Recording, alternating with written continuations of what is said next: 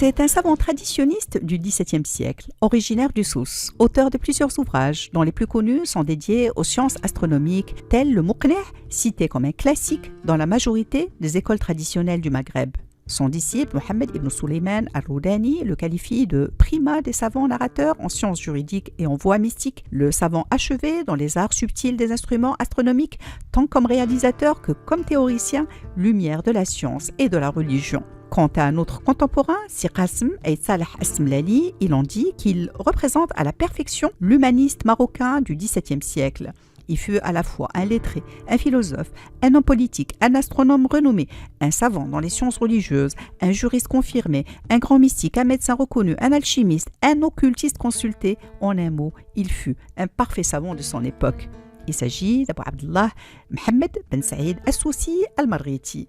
Son nom est écrit communément Al-Marghiti ou Al-Mirghiti, mais aussi Al-Marghti, ce qui serait plus exact en référence à la localité de Mirgt dans l'Atlas occidental, au sein des Arsas, à environ 20 km au sud de Tiznit. C'est là qu'il a vu le jour l'année 1007 de l'Hégire, 1598 de l'ère commune. Sa famille, connue pour ses lettrés, théologiens et qadis, se rattache à la lignée d'Yahza ou Yehda, qui est un grand saint d'Assa, donné pour natif de Marrakech en 1248 dans la maison du prince Al-Mohad Yaqoub Al-Mansour, dont il est le petit-fils, issu de la lignée de sa fille, et auquel on attribue la fondation du vieux Ksar d'Assa, où il s'établit probablement à la suite de la prise du pouvoir par les Mérinides. Sidi Mohammed Ben Saïd Al-Marghiti reçoit sa formation élémentaire dans son berceau, connu pour ses écoles traditionnelles antiques. Alors qu'il était encore dans l'enfance, il rejoint Taroudants, florissante cité du Souss et foyer culturel, riche de son passé tout récent d'ancienne capitale saadienne, qui a produit un nombre impressionnant de sommités intellectuelles. Il y retrouve comme enseignants et immenses références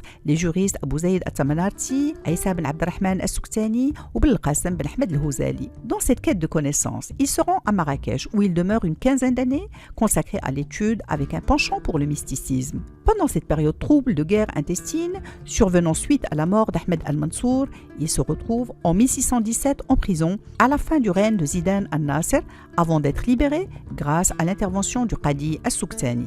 C'est l'occasion pour Al-Marghiti de reprendre ses pérégrinations à travers le pays.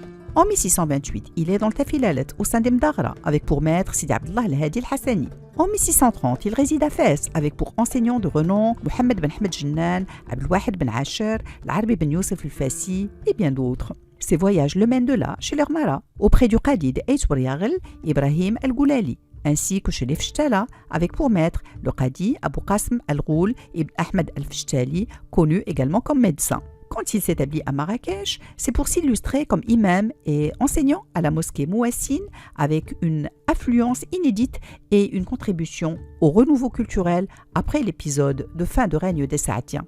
Parmi ses disciples à Marrakech, citant Mohammed al-Ma'ti al-Sharqi, Mohammed Ben Khatib al-Tlemsani, Ibrahim Ben Hassan al-Gourani ou Ahmed Ben Abdelhayi al-Halabi.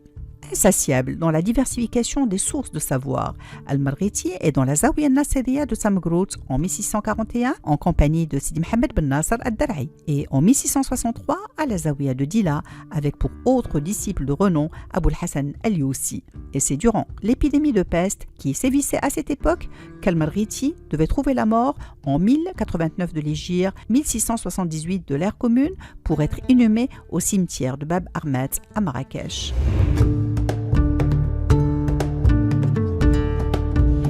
À côté de l'enseignement et de la pratique médicale, Sidi Mohammed Ben Saïd Al-Marghiti nous a légué plusieurs ouvrages dans divers domaines des connaissances, à commencer par l'astronomie, une science en corrélation avec les rituels religieux et dans laquelle se sont illustrés les Marocains à travers les siècles, notamment dans la fabrication d'outils et d'équipements comme les astrolabes, les boussoles, les horloges et les cadrans solaires. Son livre de référence en la matière est Al-Muqni' fi ikhtisar ilm Abi Muqri', un poème en 99 vers qui résume le poème didactique en astronomie d'Abou Muqri', lequel est originaire de Ptewa dans le Rif où il a vécu au XIVe siècle. Le Muqni' sera à son tour commenté dans son Al-Mumti' fi Sharhi Al-Muqni' où il détaille par ailleurs différents procédés de calcul pour déterminer entre autres le commencement des saisons, les moments favorables à l'agriculture et qui serait enseigné encore aujourd'hui dans les écoles traditionnelles. Ce dernier ouvrage est résumé dans son condensé Al-Mutli' ala Masail Al-Muqni'. Impossible de ne pas mentionner les ouvrages religieux d'Al-Mirriti, dédiés notamment aux pratiques usuelles du musulman, dont une composition poétique sur les règles canoniques de l'appel du muezzin, Al-Musta'an fi Ahkam al-Adhan, et bien d'autres ouvrages religieux, dont des traités juridiques ou encore son fameux Al-Awaïd, enrichi de données théologiques, littéraires ou historiques. Al-Mirriti a aussi composé en sciences politiques durant le règne des derniers princes saadiens, la lettre qu'il a appelée Al-Ishara al-Nasiha liman talaba al-wilaya bin-niyya as-saliha. Nous connaissons aussi d'Al-Mirriti un traité sur la magie blanche, énumérant divers types de pratiques occultes autorisées tout en condamnant les autres, et une composition poétique en sciences d'établissement et carré magique sous le titre Ad-Dur al-Multaqit fi al-Mukhammas Khali al-Wasat. Dans son ouvrage « Histoire de l'alchimie et des alchimistes au Maroc », Qasim Aït Saleh Asmlali relate longuement sa biographie et ses différents ouvrages, dont ses 2 épîtres en alchimie. L'une, écrit-il, est un poème didactique de 13 vers et son commentaire de plusieurs feuillets faits à la demande d'un Sharif Hassani du nom de Mohammed Sidi Sa'doun ibn Sidi Abdelrahman. L'autre est une risala, une épître en alchimie. Ce poème et son commentaire, ainsi que la risala, étaient tenus en haute estime par les adeptes de l'alchimie marocaine. La preuve en est le nombre important des copies qu'on rencontre au Maroc.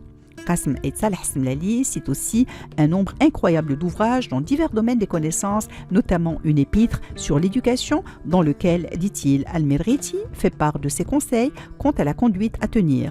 On pourrait presque y lire la citation de Rabelais dans Pantagruel, « Science sans conscience n'est que ruine de l'âme ».